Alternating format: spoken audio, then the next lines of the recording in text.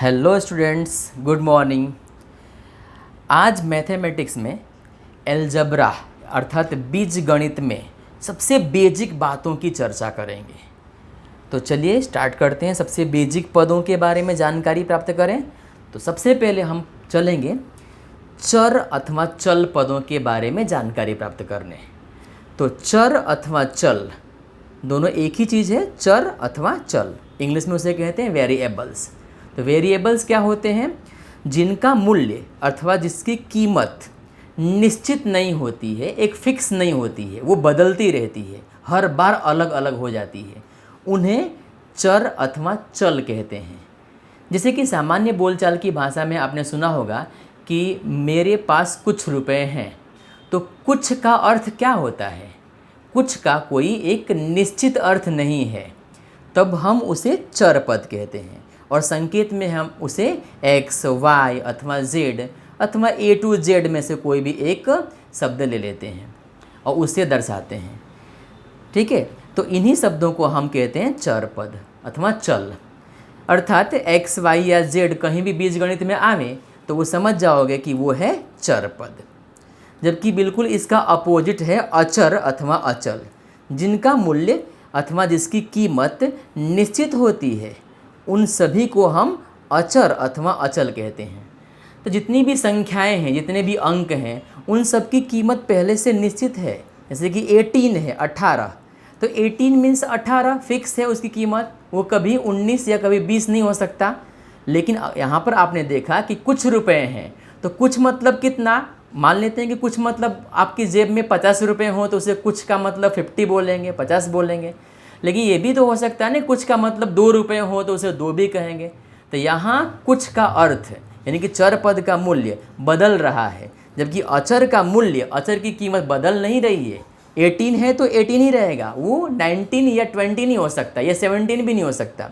तो इस तरह जिसकी कीमत नहीं बदलती है, निश्चित रहती है, उन्हीं को हम कहते हैं अचर। तो सारे अंक क्या हैं? अचर हैं। सारे अंक अचर हैं और x, y, z अथवा a to z ये सभी चर हैं। आगे देखते हैं पद यानी कि टर्म क्या होता है। तो चर पद अथवा अचर पद अथवा चर और अचर पद के गुणा से अथवा भाग से जो एक बनता है उसे हम पद कहते हैं। जैसे केवल x है ना, ये एक पद है। केवल 5 भी एक पद है।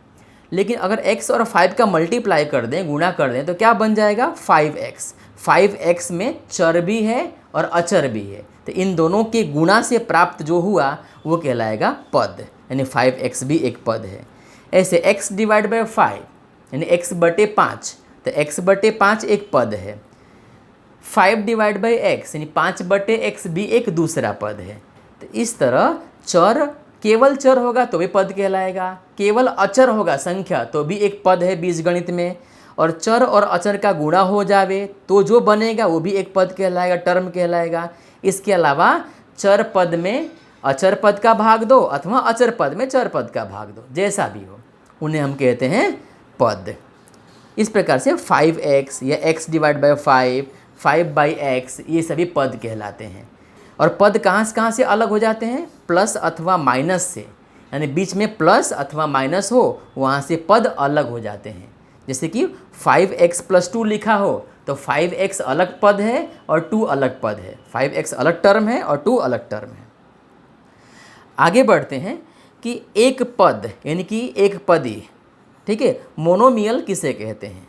तो जिसमें मात्र एक पद हो उसे एक पदी अथवा एक पद कहते हैं। जैसे कि आपने देखा ऊपर 5x एक पद है, x डिवाइड बाई 3 ये दूसरा पद है, -7x ये अलग पद है, तीसरा पद यहाँ पे कहेंगे, 15y, ठीक है। तो ये सब में आप देख रहे हो कि 5x केवल एक ही पद है, यहाँ पर भी x/3 एक पद है, -7/x एक पद है, सब में एक एक पद ही है। तो इसलिए इसे क्या बोलेंगे? एक पदी कहते हैं। जबकि द्विपद यानी कि बायोनोमियल, इसमें 2 पद होते हैं। एग्जाम्पल से समझो, 3x² + 5x ये दिया गया है। तो मैं आपको पहले चर्चा किया यहाँ पे कि प्लस अथवा माइनस हो बीच में निशान, साइन, तो उससे पद अलग हो जाते हैं। तो 3x² + 5x में 3x² एक पद है और 5x दूसरा पद है। इस तरह यहाँ पे दो पद हैं, इसलिए इसे कहेंगे द्विपद। अगला एग्जाम्पल देखो आप, 9y-3। 9y-3 में 9y एक अलग पद है और -3 दूसरा पद है। दो पद हैं इसलिए इसे कहेंगे हम द्विपद। Same as 4x + 3y। 4x एक अलग पद है, 3y एक अलग पद है और इसमें दो पद हैं, वो प्लस का निशान है, इसमें निशान है बीच में, तो इस तरह ये दो पद हैं तो द्विपद कहलाएगा। द्विपद अर्थात द्विपदी भी कहते हैं उसे। 15y + 1। 15y एक अलग पद है, 1 दूसरा पद है, तो यहाँ दो पद होने से इसे द्विपद कहेंगे। ऐसे ही त्रिपदी या त्रिपद, ठीक है। ट्रायनोमियल, एक से अधिक पद होगा तो उसे बहुपद कहेंगे, लेकिन 3 पद जिसमें होगा उसे त्रिपद कहेंगे। 5x² + 3x + 1, तो 5x² एक पद है, 3x दूसरा पद है, 1 तीसरा पद है। 3 पदों से मिलकर जो बना उसे हम कहते हैं त्रिपदी। x / 3 + y + 3, ये भी इसमें 3 पद होने से इसे त्रिपदी कहेंगे। 4x⁴ + 3x + 1, इसमें भी 3 पद हैं, अतः यह त्रिपदी कहलाएगा। और एक से ज़्यादा पद हो जिसके अंदर वो बहुपद कहलाएगा। मीन्स एक पद के अलावा जो द्विपद हो, त्रिपद हो या 4 पदों वाला कोई हो, वो सभी बहुपद अथवा बहुपदी पोलिनोमियल कहलाता है। ठीक है, आगे बढ़ते हैं। घात क्या होता है और आधार क्या होता है, एक्सपोनेंट और बेस क्या है। तो एक एग्जाम्पल से मैंने आपको समझाने का प्रयास किया है। यहाँ पे x की घात 5 है, यानी x⁵ है। जो x है उसे कहते हैं आधार या बेज, x को कहते हैं आधार अथवा बेज। और जो 5 है उसका नाम है घात अथवा घातांक, इंग्लिश में कहते हैं उसको एक्सपोनेंट। तो इस तरह से x⁵ में x आधार कहलाता है और 5 घात कहलाता है।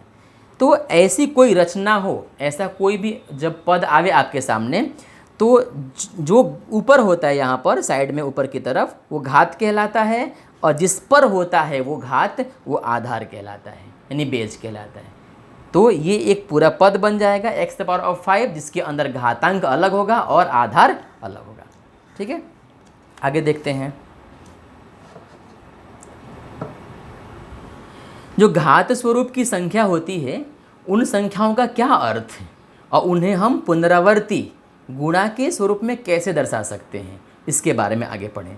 जैसे कि हम x⁵ लिखा है यहाँ पर, x की घात 5, तो x की घात 5 का क्या मतलब, जितनी बार इसकी घात है उतनी बार बेज यानी आधार का मल्टीप्लाई, आधार का गुणा, means x × x × x × x × x, यानी 5 टाइम्स 5 बार x हो जाएगा, क्योंकि 5 यहाँ पर घातांक के रूप में, एक्सपोनेंट के रूप में है। सो x जो है 5 टाइम्स रिपीट, लगातार पुनरावर्तन स्वरूप में गुणा में आएगा, मल्टीप्लाई स्वरूप में आएगा।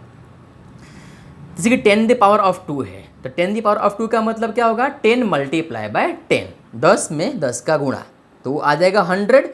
लेकिन ये जो संख्या लिखी है 10⁻², ये घात स्वरूप में संख्या लिखी गई है, और उसी घात स्वरूप की संख्या का यहाँ सामने पुनरावर्ती गुणा का स्वरूप लिखा गया है। जितनी बार घात होगा उतनी बार आधार का आपस में गुणा हो जाएगा। जैसे कि 10 की घात 2, तो 10 में 10 का मल्टीप्लाई हो जाएगा। जो भी आंसर यहाँ पे आएगा, यहाँ पे 100 आएगा गुणा करने पर, लेकिन जो भी और कोई संख्या होती तो कोई और आंसर आता, तो वो यहाँ आंसर आ जाएगा, बट उसे हम पुनरावर्तन के रूप में, गुणा के रूप में इस तरह से लिखेंगे।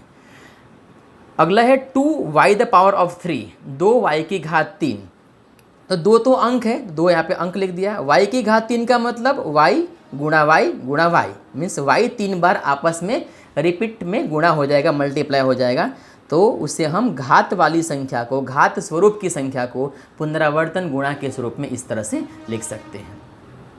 अब घात के आधार पर हम यहाँ पर एक घात, द्विघात और त्रिघात के बारे में पढ़ेंगे। तो पहले एक घात को हम रैखिक अथवा सुरेख भी कहते हैं, या समरेखीय भी कहीं कहीं कहते हैं। समरेखीय, सुरेख, रैखिक अथवा एक घात वाला पद, लीनियर। जैसे x, तो यहाँ पर x में कोई ऊपर यहाँ पे घात नहीं दिख रहा है, तो एक घात है। 5y, तो 5y में y जो है वो चर पद है और उसमें वहाँ ऊपर कुछ नहीं है तो एक घात है। 5 जो है वो कोएफिशिएंट है, सहगुणक है। मीन्स आपको जो चर पद है उसके पहले क्या है वो सहगुणक कहलाएगा, लेकिन यहाँ पर हमें घात देखना है तो आगे वाला पद वो मायने नहीं रखता है, हमें घात देखना है कि घात यहाँ पे क्या है। तो किसी भी चर पद की कोई भी घात नहीं होती है तो उसकी एक घात मानी जाती है, ये एक घात होती है। 7x तो यहाँ पे घात 1, 3x घात 1, z 9x, ठीक है। जैसे x है तो इसकी घात कितनी है 1 है। 5y मतलब 5y द पावर ऑफ 1, पर 1 को दर्शाते नहीं है, वो उसको वैसे का वैसे लिख देंगे, 5y का 5y लिख देंगे, घात 1 लिखते नहीं है। इस तरह से 7x तो 7x द पावर ऑफ 1 हुआ, 3x means 3x the power of 1, केवल z का मतलब z की घात 1, 9x मीन्स 9x की घात 1। तो ये सभी एक घात वाले पद कहलाते हैं, यानी कि रैखिक या सुरेख अथवा समरेखी यानी कि लीनियर पद कहलाते हैं, ठीक है। यहाँ पे मैंने समझ आपको बताई है कि कोएफिशिएंट क्या है। 9x स्क्वायर, तो आपने देखा था कि ये जो ऊपर होता है वो कहलाता है घात, एक्सपोनेंट कहलाता है। जो चर पद होता है वो आधार कहलाता है, यानी जो जिसके ऊपर घात होती है। यहाँ पे अचर पद भी हो सकता है, लेकिन बीजगणित में अधिकांश चर पदों की घात होती हैं। और ये आगे जो 9 है वो कहलाएगा सहगुणक। और ये जो पूरा का पूरा बना 9x स्क्वायर, ये पूरा का पूरा कहलाएगा पद, यानी कि टर्म कहलाता है। तो इस तरह से घात, आधार, सहगुणक इत्यादि मिल करके एक पद का निर्माण करते हैं, एक पद बनाते हैं। आगे द्विघात क्या होता है, ठीक है, क्वाड्रेट्रिक क्या होता है। तो जिसमें दो घात होती है, लेकिन जिस बहुपदी में सबसे बड़ी घात 2 होती है, पूरी बहुपदी को चेक करोगे आप, ठीक है, उस बहुपदी में सबसे बड़ी घात अगर 2 होगी तो वो बहुपदी कहलाएगी द्विघात बहुपदी। जैसे कि 2x square plus 9x plus 1। तो आप इसमें देख सकते हो कि यहाँ पर x नहीं है तो x की 0 घात है, यहाँ पर x है तो 1 घात है, 2x स्क्वायर यहाँ पर तो यहाँ पे 2 घात है। और इन सभी पदों में सबसे बड़ा पद है, सबसे बड़ी घात वाला पद है 2x स्क्वायर, ठीक है। तो 2x स्क्वायर में जो घात है वो 2 है, स्क्वायर्ड मतलब घात 2। तो घात 2 होने से इसे कहेंगे हम द्विघात बहुपदी। यानी इस बहुपदी में सबसे बड़ी जो बड़ी घात वाला पद है वो 2x स्क्वायर है, और सबसे बड़ी घात है कितनी 2 है, 2 है, तो 2 होने से उसे बोलेंगे द्विघात। सेम ऐसे ही त्रिघात क्या होता है, तो जिसमें 3 घात हो, या जिस बहुपदी में सबसे बड़ी घात 3 हो उसे कहेंगे त्रिघात। ऐसे x की घात 3 plus 2x square plus 9x plus 1 दिया गया है। तो इसमें जो पहला पद है वो x क्यूब्ड है, यानी x की घात 3 है, दूसरा पद 2x स्क्वायर, तीसरा पद 9x और चौथा पद 1 है। और इसमें सबसे बड़ी जो घात है वो 3 घात है। अतः ये 3 घात होने से इसका नाम पड़ जाएगा त्रिघात बहुपदी, क्यूबिकल कहलाएगा, इसे क्यूबिकल कहते हैं 3 घात वाले को, ओके।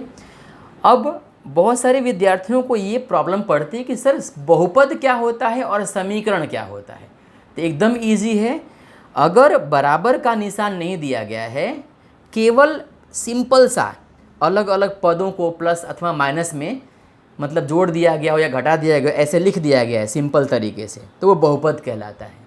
और बराबर का साइन हो, बराबर का निशान हो, ठीक है, तो उसे कहते हैं समीकरण। हो सकता है कि बराबर के निशान के बाद कोई अंक भी हो, मीन्स उस पूरे बहुपद में आप ये चेक करो कि बराबर का साइन है कि नहीं है। अगर बराबर का साइन है तो वो समीकरण कहलाएगा, और बराबर का साइन नहीं है तो उसे कहेंगे बहुपद, ठीक है। आई होप आप लोगों को आज का टॉपिक जो बीजगणित का सबसे बेज है वो समझ में आया होगा। तब आज के लिए बस इतना ही। Thank you so much.